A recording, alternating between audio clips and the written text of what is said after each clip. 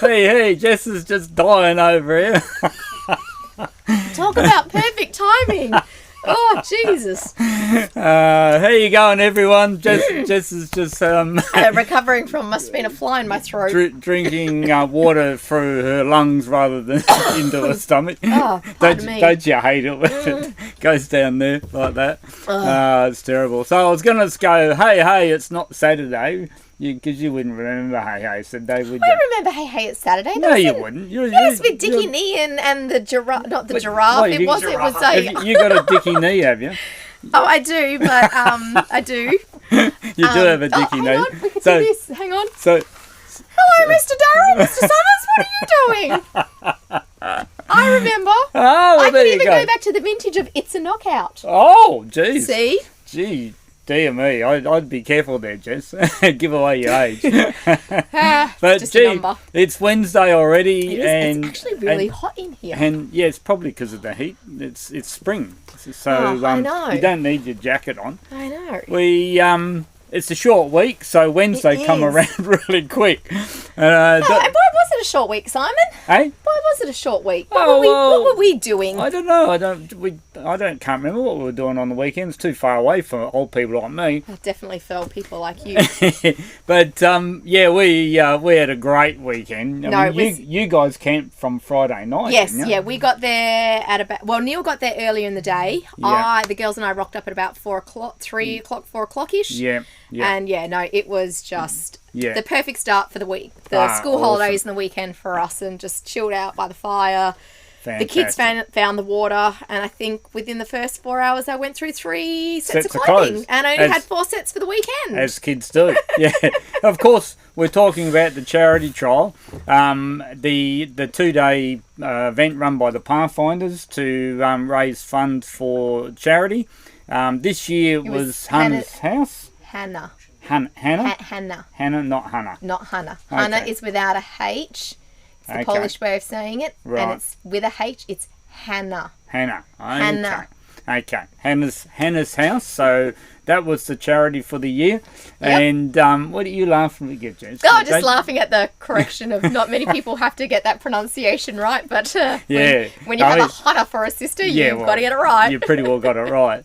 So it was a fantastic weekend. So a big shout out to everyone that contributed to help the charity out, particularly the auctioneers, Adam Delman, Brad Delman, Leo Nolan, and of course John McGlone, who had the audacious task of noting everything down. And I wonder. I need to. We need to check with. Was it Lauren or Brad or Adam? Which one spent all that money on the jam? And I just want to know. Does it have that sweet taste of? I can't remember who ended up with the whole box. $135 for a box of jam. Something like that. Yeah. Stewie, wouldn't it? I think it could have been. Sure. It's one of them. Sure. But a big standout shout out is to young Hector Pinto. He unbelievably he toughs it out around the course in the white line, and he had a crack. And he did 24 on one lap, and then his next lap was only 4 points. Yeah, so that was on the Monday. Brilliant. So Julie was saying that they were concentrating and trying to get him just to focus on not the mistakes and just keep going. It paid off, Mum and Dad, because that was a terrific ride. That's brilliant. Well done, Hector. And also we've been shouting out to our friends in the eastern states and thinking of yous. And someone said to me, you missed out Tasmania. And I go, no, I didn't miss out Tasmania. They're special, so we leave them for a shout out by themselves. And we had the pleasure of having Matt Bessel from Tassie, who's over in WA working. And unfortunately has to stay here for another 3 weeks. What a shame. I think one of the colleagues has come in contact or can't get out, or there's some COVID-related thing. So he's got to stay a few more weeks. But we lined him up lined him up a ride. So no plates involved. Yeah, no plates involved in that one. No, that's right. So he came out and had a ride at the charity trial and thoroughly enjoyed himself, and we're going to try and get him out to the last trial of the year, the Ashes. Yes, hopefully, fingers crossed. Yeah. Well, if anything happens at the football, I think we could be in a lockdown soon. So, you know. Unbelievable. I won't say what I think about that. But, I think we're all thinking the same thing. So we've got a big show for you. I know, can we cut to the suspense and just get straight on into it? Two suspenseful episodes. It's just like, continues. Oh my lordy. I've almost bitten all my fingernails off. It's killing me. Well, I tell you what, I don't know, this could either go really badly or really, really badly. Well, at least you're honest. You think I got me tanging a tungle over a couple of lines. Well, I thought we talked about suspension last show, and I was talking very generically, which showed you a few pictures. I talked about there are a variety of different shocks and forks. Some of the fancy Nancy ones you get on your factories and your GPs will have rebound and compression adjustments separately. Some of your kind of your more standard shocks, you've only got the one adjustment that does both, and that. So we talked about that. So I thought we'd just go a bit deeper in and just show you some stuff. I'm not going to try and talk too much technology, but just show you the stuff that's a little bit more that you can't see that's inside. Sounds like a plan. Well, let's jump on into that fork. So the first thing I'll talk about is the front fork spring adjustment. Now, I talked about that at the last show. So this is what we would have showed you before, and Jess is telling me to make sure I put it in the middle so it focuses correctly. Yes, where that square is. So if you remember from the last show, I said to you that this is how you put your preload on your front fork spring. So you wind that clockwise, and that one actually doesn't show any decline, if you want to call it that. On this one here is off a tech. On the payolis, when you wind that, it actually goes down, so you feel like you're actually doing something. So with these ones, they just turn, and if you have a look, this is on the inside. So your spring would normally be here and going down into your fork leg. This is a spacer. Then they often have a plastic or a neoprene, I'm not too sure what it's actually manufactured out of, another spacer there. And then internally here you got this plate inside there, and as you screw this, that plate winds down. So I might try and do that so you can see. Now when you wind these down, I think I did it earlier on, there's about, let me think, I think I counted it, I think it was 10 turns. So I might go back to the full camera first. I was going to say it might be a bit tricky. It might be easier. So on the full camera, so I'm bottomed out there anti-clockwise, so it's stopped, won't go anti-clockwise. So you got 1, 2, 3, 4, 5, 6, 7, 8, 9, 10. People didn't know I could count. No. What are we actually looking? 11 3/4. What were we looking for? So is it that space there just got bigger? Yeah. So if I go back to the camera, whoops, and I just drop everything. You should have had here's one I prepared earlier. Here's one I prepared earlier. I only got the one. So you might be able to see now. See that plate? Yep, that's come up. It's come right down actually. Up, but down. But you're right, Jess. Yeah. So and there's about 10 mil of travel in adjustment there. So you've got 10 turns from woe to go basically, or 10 3/4 it actually worked out. So I just thought you show you that's what it actually does. Interesting. So I can see you're riveted to this. Oh, look, Jess. the suspense is killing me as to what you're going to go for next. I mean, sorry. So I don't know which camera I'm supposed to be looking at. I'm feeling a little bit confused. You've locked it out. I've locked out. It won't focus. So well, you see, it wasn't my fault. I didn't. No, you touched it. The square thing came off the screen, and he was half on the other side. Right. There we go. So I'm always getting picked on here, and I think I'm going to have a drink of me coffee, otherwise I'll get too stressed, you know. Oh. You shouldn't have. We had lovely breathing exercises before we came on. You should have been very meditated before we even got on the show. The other thing I got here is a couple of rear shocks to show you. So this one's an Oland's out of a gasser. This one's out of a gasser at the moment. Unfortunately, Neil doesn't realise, but I've just pulled his bike to 1,000,000 pieces, and then I'll let him put it back together. But I just thought I'd quickly show you. This one's got the spring out because we're getting some springs made. Very simple to get your shock out of the bike. You know how to pull your bike out. But if you want to get your spring off, then simply you just wind down your adjusters here. Loosen your spring off as much as you can, and of course you can't see a spring because there's not one there. and of course your I call it a C. It just sits in there. You just drop that out, and then your spring will come off. Now the dampening adjuster on this is here, and it's a, I think, what size was it? 4mm. I think it's a 4mm. No, it's a 3mm. Usually I find just wiping it down gets rid of the dampening. Yeah, is that right? No. Yeah. Got to get rid of the moisture somehow. Now with this shock, they're really hard to see when it's actually on the bike. But you've got, I think I counted, I think it's about 36 clicks. Now this one was sitting on 18. So if you go if you turn anti-clockwise, you'll feel all the clicks. And start off, like I said before, is remember where you started from. Go anti-clockwise, count all your clicks. Once the clicks stop, you know that's enough. Then that's your bottoming point, and then just go clockwise, count all your clicks. I think it's about 36 I counted, if I remember rightly.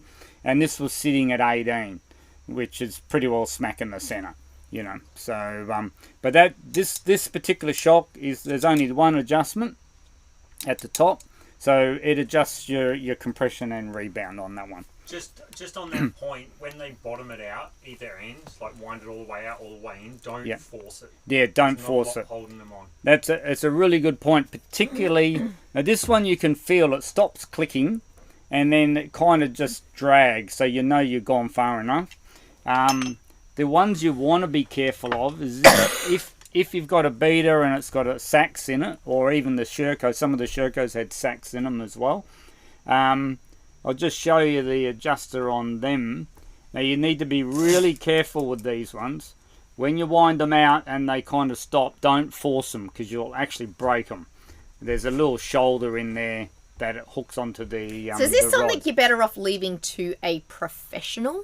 Like, I mean, is it something that the average person can do, or is it just a little bit? No, the average person can do it. Just don't force things. Like if it won't move, these are designed to be adjusted with a screwdriver, and it's basically by hand. Yep. So if you can't adjust it by hand with a screwdriver, or if it's got an Allen key head, and don't force it. Yeah. Then come to someone that can service it for you.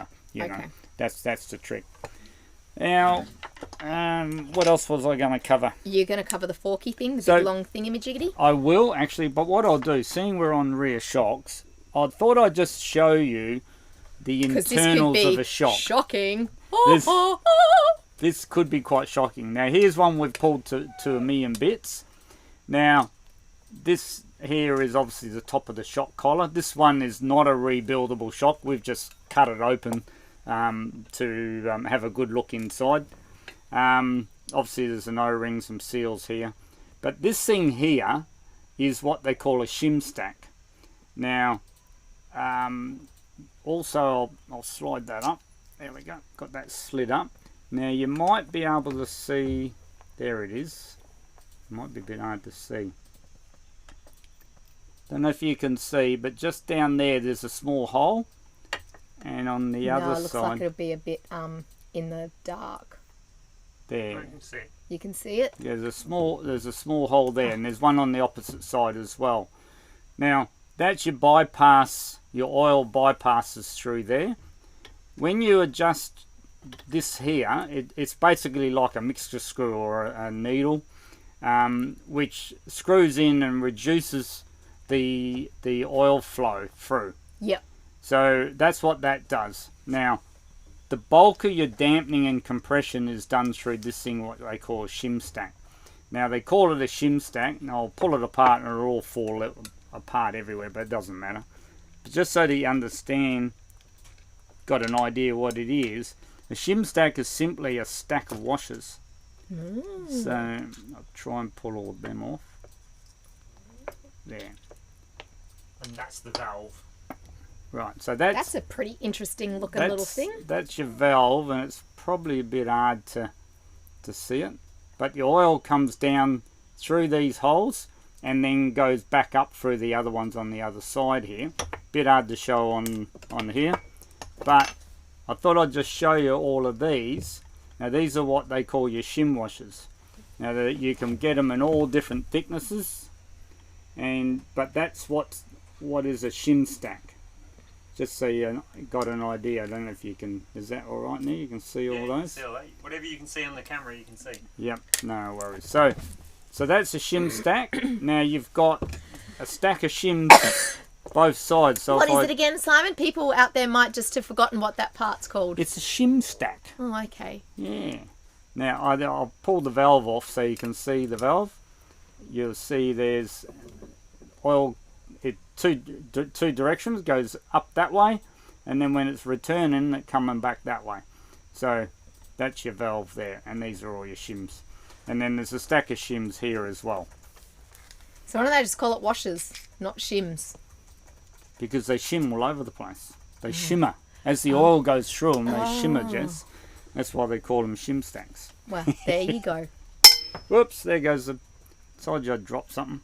Okay, we'll just leave that for later. We don't need to screw that on.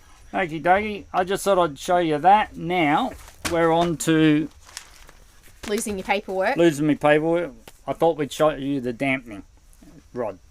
So... Do you need me to hold anything? You like that? No, not really, but you can if you like. Now, this is the internals of your front fork. So this is your dampening leg, not your spring leg. So this is the internal guts of it. Now, if you remember, I'll just turn it over. If you remember, I talked about the adjustment there. Yep, on the top. Okay, so if you want to hang on to that for me, Jess. So effectively, now the top cap winds onto your dampening rod here. And there's a locking nut here that you've got to unlock to get this off. Now the thing you want to be careful of is if you're ever pulling this off, this little needle here will come out. It's supposed to come out. When you don't want it to come out, it does. Won't. And then, there you go. It's got a little O-ring on it, and it just sits in there. And that's called a dampening needle? Dampening needle, yeah. And it's a little spring-loaded thing. Now, if I go to my little camera here, you'll see, where did my screwdriver go? Oh, your son took it away. Oh, that'd be right. So, this adjuster here, you'll feel there's clicks, and again, I think there's about 32 of them on the forks. As you wind these down, this pushes down on this little rod here, and does similar to what I showed you on the rear shock. Now I'll come back here over this way. Yeah. Now we talked about a shim stacks on the rear shock. Well, your dampening leg has the same sort of concept. So you've got two sets of shim stacks. You've got your top, and then you've got your bottom one sitting there. Now these are your tech. This is out of a tech fork leg. So same concept as your rear shock basically. So I just thought I'd show you all that. Thought it might be interesting. You can see your bleed off valve here for the oil to bypass in there, and that's what the needle does. It adjusts the amount of oil flow through there, and then your whatever shim washers and that you've got do all that work. What do you reckon about that, Jess? Wow, that was totally suspenseful. You just kept me hanging there as to when it was finishing. I just thought people might be interested to have a look. Oh, it is something interesting. You don't normally tend to... You don't get to see it. Those things, unless you're a tinkerer and you like pulling things apart. Yeah, and I just sort of give you a bit of an idea, because you adjust things and you don't really know what it's adjusting. What you're adjusting. But hopefully that gives you a bit of an idea what's in the inside. And but suspension and changing shims and all that sort of stuff, that's just, you could go on forever. You could. So, speaking about going on forever, that's it for me. Yes, that's your cue to go have some coffee. Yeah. While I take over and we talk all things products. Hey, yeah. What have you got today? Well, I've got a few things. Well, not really a few things, just a wee few things. But we have had an arrival of gloves. So I thought I will grab a few out just to show everyone. So we have just a small selection of Hebos have come in. Now these guys they seem to have a bit of a thicker material on top of the hand. I've actually just chucked them on just to see what they felt like. They felt a bit heavier and a bit stiffer than other gloves. I've always liked the Hebo. But yes, I know a lot of people love the Hebos. So we do have some of those in stock right now. Yeah. Then the next one is, I kind of found Cleese to be an in-betweener. Yeah. So you've got your Jitsies, which these are just like, they feel like silk gloves on, really. Yeah. Like if you ever wanted to feel like a lady with long gloves on, these would be the babies to go for. Yeah. I actually tried those at the States. Yep. I had the ride on the States and at the charity trial with those, and they are definitely, they're lighter than the Hebos, like you said. But very, very nice feel. Yep. And Mark Atherton, give us a shout out, because we've got a spare pair of greys if you want them, but I'll also send you a message. Yeah, we got them set aside for them. Yeah. So, we do have the Jitsies. Now, we've got quite a few of those arrived in large. So they are great. I kind of like the Cleese. I've had about 2 or 3 pairs now. But the one thing I love about these dudes is... they've got a little knuckle bendy bit. I call it knuckle hinge. Yeah, it is. But it is good, because you don't get, as you curl like that, you don't get that load into your fingers. So you don't. So I've never seen them before in any other glove. No, I've only just seen them in the Cleeses. But I don't mind that. But I do find the Cleese is kind of like a marriage between a Hebo and a Jitsie. If they were ever to get married and have babies, they would produce a Cleese glove. You think so? Yes. So if you kind of want something that's a little bit, seems thicker, but not too thick of a Hebo, but not too thin of a Jitsie, kind of cuts in the middle. Yep. And then I did do a rustle around, and I found, for our beta lovers out there who want to get all matchy-matchy, we've got some beta gloves. Now, Neil has told me these are a little bit more designed for the enduro guys. It's kind of enduro trial, and they do an actual trial glove, but those ones are kind of your middle range. Yes. Middle range. And so I actually didn't find these too bad, because they've got a bit of extra cushioning on top of the hand, so it feels a bit soft.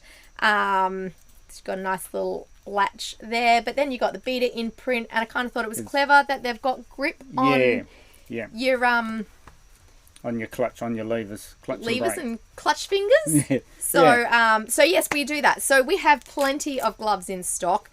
Always a great idea to have a second pair, or a third pair, or a fourth pair. Particularly if it's a wet trial, there's nothing worse than no. You know what's worse? Worse is when your husband doesn't tell you about having a second pair of gloves, and it's a really freezing cold trial at Crossman's. It's your first year of riding. No, hang on, Jess. The rain is so vicious, it feels like pins are going into your face, and then at the lunchtime break, what does la-di-da fancy old husband do? Oh, I get out my spare set of warm, clean, dry gloves. Leaves the little old wifey with a cold set, putting on my shivering hand. I can't sit here and have you put that up, because how ridiculous that a woman wouldn't have at least 4 pairs of gloves. Well, I do now. Jesus, I got onto that one really quickly. So yes, it is always handy to have those spare ones. It's a great idea to have or 2 just gloves. in case. And then if you do forget them and you're at the trials, we do have them stocked up. Now the other one I was going to talk about, Neil, can you flick up the TRS 1 electric 16 bikes? So these little snazzy dudes, we should be getting them landing in Perth in the next fortnight or so. Couple of weeks, you think? Couple of weeks. Yes, they're just berthing on the port, apparently. Is that what you said? Yeah. They're berthing in the port? In actual fact, I believe that the ship was berthing, but it actually is a day behind. Yep. So, day or 2 behind. So, the it won't be far away. Neil, can you just flick it up again? Because it's a sweet little bike. Everyone needs to see it. The beauty of these things, the best thing about these bikes is TRS have actually mounted the engine in the chassis. Yeah. So it is not on the swing arm, and this puts the drive sprocket in front of the swing arm pivot, so when the kids are riding over obstacles, they'll feel like they're riding on an actual bike. How cool is that? Well, I think they actually are on a bike. How cool was that explanation of mine? Oh, mate, that's awesome, mate. Look at that. You're getting too technologically advanced. I am, but these bikes are great. So they're good for kids around about your 6 years of age, maybe 6 to 8. Yeah. Like an Oset, you have your adjustable power response. Yep. Power response, and what was my other speed. one? Speed. That's it. The kids like the speed one. They do. And they're a lithium battery system. Yep.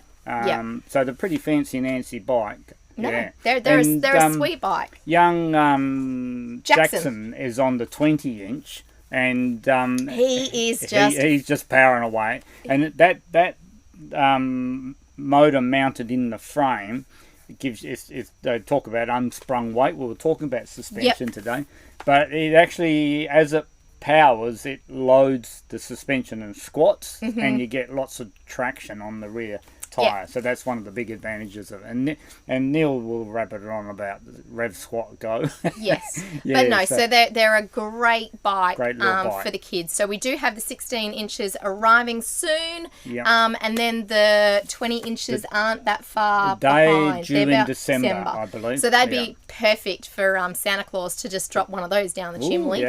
Oh, and then the other one I forgot to say, you got some really cool hats in.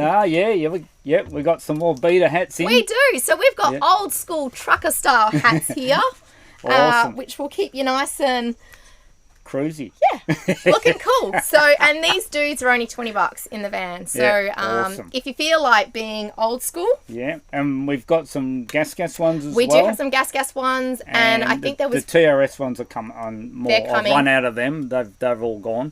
So I've got more of them coming. So we can. Yes, we do need some TRS because I need a TRS one. Yeah, I know. And then we better get some Vertigos for when we get the Vertigos in. And yes. But other than that, I also did see Beta have actually launched some casual T-shirts, which, as you guys know, we are in the throes of fixing up the website and trying to get as much product on as possible. So just keep checking. Every day we'll be uploading new stuff, and I hope to get some of those T-shirts up and the gas shirts, and I have a big long list of everything I want to get up there for you guys. I can't understand why you haven't got it done, Jess. Oh, I don't know. I have to do some TV show thing.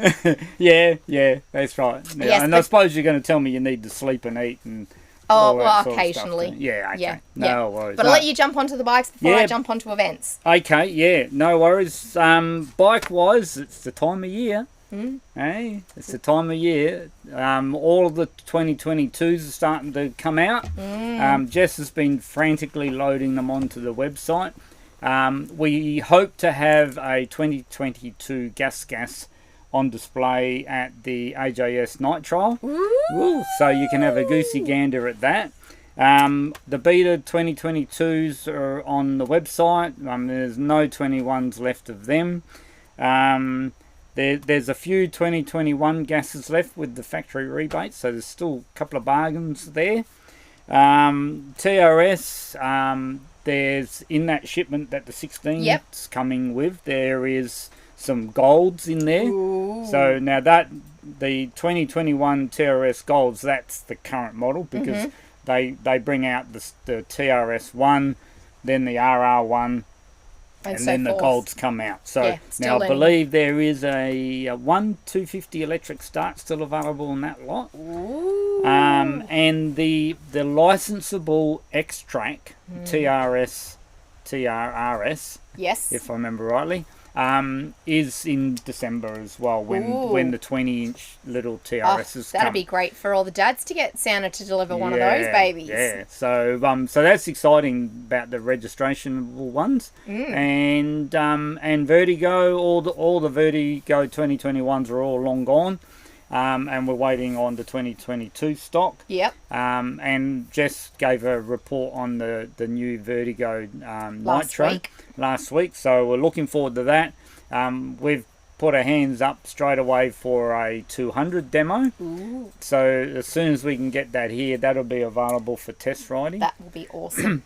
Oset, unfortunately, has had a lot of supply problems, and they've all been delayed, and we're not looking at many Osets until March, unfortunately. And I haven't told Jess this yet, but don't tell Jess.